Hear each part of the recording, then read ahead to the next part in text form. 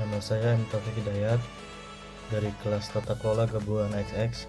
Di sini saya akan membahas atau merangkum tentang materi 8 sampai dengan 15.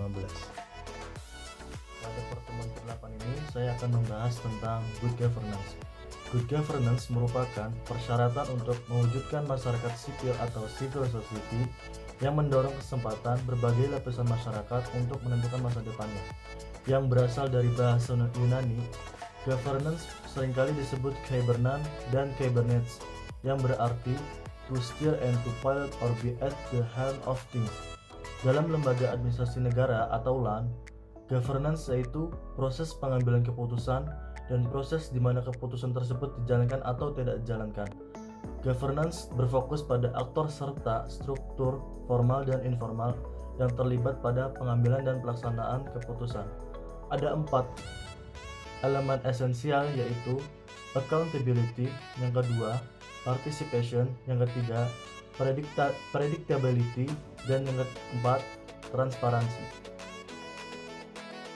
Selanjutnya, pertemuan 9 kali ini saya akan membahas tentang mengeksplorasi tata kelola. Para ahli berpendapat fakta bahwa tata kelola muncul sebagai masalah di berbagai disiplin ilmu dan program penelitian. Tidak dapat disimpulkan sebagai fakta bahwa ilmuwan sosial hanyalah mengikuti mode yang berdedikasi, melompat ke program penelitian atau diskusi konseptual apapun yang kebetulan terjadi. Lewat sebaliknya, kami berpendapat bahwa peningkatan minat dalam tata kelola mencerminkan perubahan dalam masyarakat dan upaya para peneliti untuk memahami fenomena dan praktik empiris baru yang mereka amati. Menurut para ahli, kekuatan kembar yang menandai era perubahan dalam beberapa dekade terakhir ini adalah globalisasi dan demokratisasi. Prinsip tata kelola yaitu tarif yang pertama transparansi atau transparan, yang kedua accountability atau akuntabilitas, yang ketiga responsibility atau pertanggungjawaban, yang keempat independensi atau kemandirian, dan yang kelima fairness atau kewajaran. Selanjutnya pertemuan 10, yaitu saya akan membahas tentang tata kelola dalam administrasi publik dan ilmu politik. Paradigma tata kelola adalah tentang pentingnya bagaimana interaksi pemerintah dan aktor non-pemerintah diarahkan dalam pengambilan keputusan kolektif. Interaksi itu tidak didorong oleh penggunaan kekuasaan dan kewenangan negara untuk memerintahkan kepatuhan, tetapi oleh kapasitasnya untuk mengarahkan penggunaan seperangkat alat pemerintahan yang keras dan lunak, yang kompleks, dan oleh hubungan jaringan yang mencerminkan dinamika ketergantungan kekuasaan antara para aktor. Lalu, 5 jalinan benang teori, yaitu yang pertama, teori manajemen jaringan, yang kedua, teori delegasi, yang ketiga teori interpretasi sosial, yang keempat sekolah rasionalitas terbatas, dan yang kelima teori kelembagaan budaya. Selanjutnya saya akan menjelaskan materi pertemuan 11, yaitu kaitan antara tata kelola dan hubungan internasional. Tata kelola telah menjadi perhatian utama dari disiplin hubungan internasional. Proses globalisasi yang sedang berkembang khususnya telah memunculkan isu-isu baru yang menyangkut pemerintahan, politik, hubungan antar negara, dan tatanan global. Tata kelola global sekarang menjadi fokus utama pekerjaan di hubungan internasional dan subdisiplin terkait IP. Tetapi ada penjelasan berbeda tentang bagaimana lembaga-lembaga pemerintahan global muncul dan bagaimana pemerintahan global disusun. Dialog utama dalam hal ini adalah antara institusionalis dan konstruktivis. Perspektif institusionalis dalam pembacaan ini memandang perilaku manusia sebagai rasional atau didorong oleh konsekuensi. Perilaku rasional berarti individu menilai biaya dan keuntungan sebelum melakukan tindakan. Penegasan utama dari institusionalisme baru adalah bahwa institusi memengaruhi perilaku dan mengubah intensif yang dihadapi para aktor. Lalu, hubungan kekuasaan memiliki 3 poin, yaitu yang pertama, kekuasaan negara melalui pemerintahan global, yang kedua, keadilan arsitektur tata kelola global, dan yang ketiga, hegemoni neoliberalisme. Selanjutnya, pada pertemuan 12 kali ini saya akan membahas tentang kaitan antara tata kelola dan kajian sosio-legal atau sosial hukum. Kajian sosio hukum berkembang dari tradisi penelitian empiris yang dilakukan oleh para antropolog dan sosiolog yang mempertanyakan hubungan antara hukum, sebagaimana dipahami dalam disiplin hukum dan proses sosial yang lebih luas. Hukum secara luas dianggap, diwakili dan diajarkan sebagai upaya sadar oleh masyarakat untuk menjadi rasional dan adil, tertib dan adil, dan benteng melawan anarki. Lalu, inti dari ideologi ini adalah 3 proposisi kunci. 1.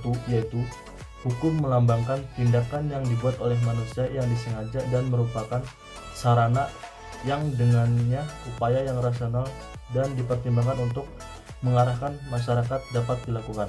Yang kedua yaitu perilaku sosial yang menyimpang dari hukum adalah menyimpang dari apa yang diterima secara luas sebagai hukum dan benar. Dan yang ketiga, negara dan lembaga hukumnya adalah pusat dari proses pembuatan dan penegakan hukum, dan dengan demikian menjadi inti dari semua disiplin. Selanjutnya yaitu pertemuan ke-13. Di sini saya akan membahas tentang definisi tata kelola perusahaan atau corporate governance. Dalam memandang peran tata kelola perusahaan sebagai 2 hal, yaitu yang pertama, mencakup cara pemegang saham, yaitu manajer, karyawan, kreditor, dan pelanggan, dan pemangku kepentingan lainnya atau stakeholder lainnya, berinteraksi satu sama lain dalam membentuk strategi perusahaan. Yang kedua, terkait dengan kebijakan publik dan kerangka regulasi hukum yang memadai yang penting untuk pengembangan sistem pemerintahan yang baik. Didefinisikan seperti itu, tata kelola perusahaan dipandang sebagai elemen kunci dalam meningkatkan efisiensi mikroekonomi suatu perusahaan, mempengaruhi fungsi pasar modal, dan mempengaruhi alokasi sumber daya. Selanjutnya, pertemuan ke-14 ini saya akan membahas tentang definisi participatory governance atau tata kelola partisipatif. Dalam 2 dekade terakhir, pemerintahan partisipatif telah menjadi luas sebagai respon praktis untuk konteks pemerintahan yang baru. Negara formal dan aparatur sering kali terbukti tidak memadai dalam menangani kompleksitas sosial yang berkembang, dan aktor dari sektor sukarela dan swasta semakin terlibat dalam proses pemerintahan. Perkembangan ini telah menghasilkan definisi yang luas tentang pemerintahan sebagai proses lembaga, baik formal maupun informal, yang menyediakan interaksi negara dengan berbagai agen atau pemangku kepentingan lain yang terpengaruh oleh kegiatan pemerintah. Makna participatory governance, keberagaman di dalam praktek dan teori, memiliki 2 poin. Yang pertama yaitu negara atau masyarakat sipil, dari mana pemerintahan partisipatif dimulai, dan yang kedua, kewarganegaraan versus keterlibatan komunitas. Dan pada pertemuan ke-15 ini, saya akan membahas tentang definisi tata kelola lingkungan atau environmental governance. Dalam konteks ini, tata kelola lingkungan global dipahami secara longgar sebagai yang berfokus pada regulasi lingkungan dan aktor yang berdampak pada mereka. Oleh karena itu, fitur yang diperlukan dari tata kelola lingkungan global adalah tidak adanya otoritas tunggal untuk mengarahkan masalah lingkungan. Sarjana kebijakan lingkungan umumnya beralih ke konsep rezim internasional sebagai dasar tata kelola lingkungan. Mereka mengacu pada beragam rezim yang berbeda yang terdiri dari perjanjian dan perjanjian internasional, organisasi antar pemerintah, norma dan prinsip yang mengikat dan tidak mengikat, lembaga pemerintahan nasional dan lokal yang relevan, dan lembaga non-pemerintah dan swasta terkait yang menetapkan dan menerapkan kebijakan di berbagai bidang isu seperti perubahan iklim, polusi minyak laut, dan terancam punah perlindungan spesies. Lalu, Gagasan tentang rezim internasional dapat digunakan dalam dua pengertian.